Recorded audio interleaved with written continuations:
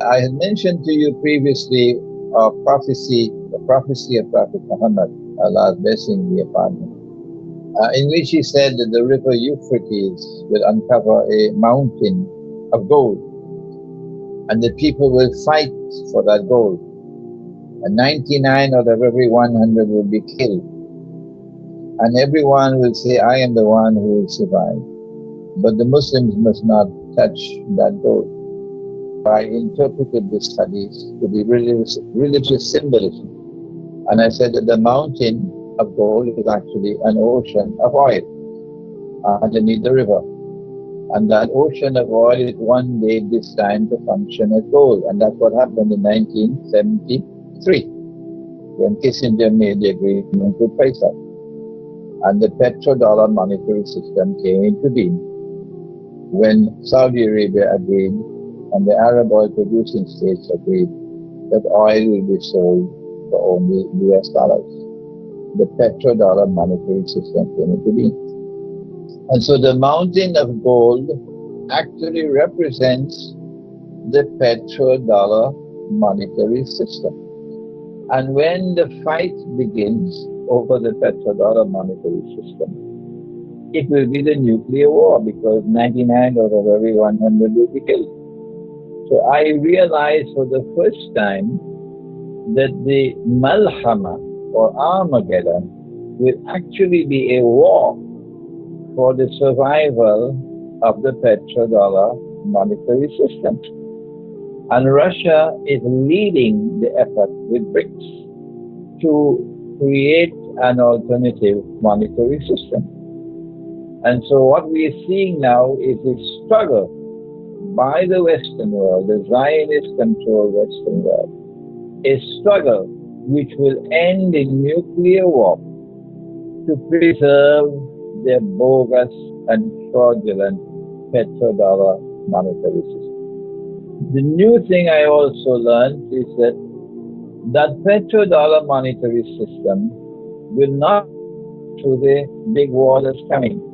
No, because Israel will survive that big war with large stocks of gold, in fact, and with the capacity to still impose its political and military and economic dominion over the Arabs. But then how will the petrodollar monetary system and the bogus monetary system that emerges under Israeli rule, how is it going to be challenged? Who will challenge it? The answer is, our Prophet has also made another prophecy, that in the end time, the earth will vomit from its liver columns of gold and silver. I knew this 20 years ago, but I never understood how the vomiting will take place until I went to Indonesia. And while I was in that retreat in Indonesia, someone mentioned that Indonesia has a lot of active volcanoes. And in the island of you'll find many Indonesians who are constantly digging for gold, because the gold comes out from the volcanoes. And then it clicked. That is what the Prophet is talking about. That the gold is going to come out, the vomiting would be the volcanoes. So where will this take place? Obviously, it'll have to take place in a part of the world where there are active volcanoes. And that will be a part of which the Zionists do not have control. The only part of the world which qualifies is Indonesia. There are so many active volcanoes from Sumatra all the way down to the end that they actually call it a ring of fire. So the collapse of the monetary system will come when, by divine providence, huge amounts of gold will come into the world which are not under the control of the Zionists.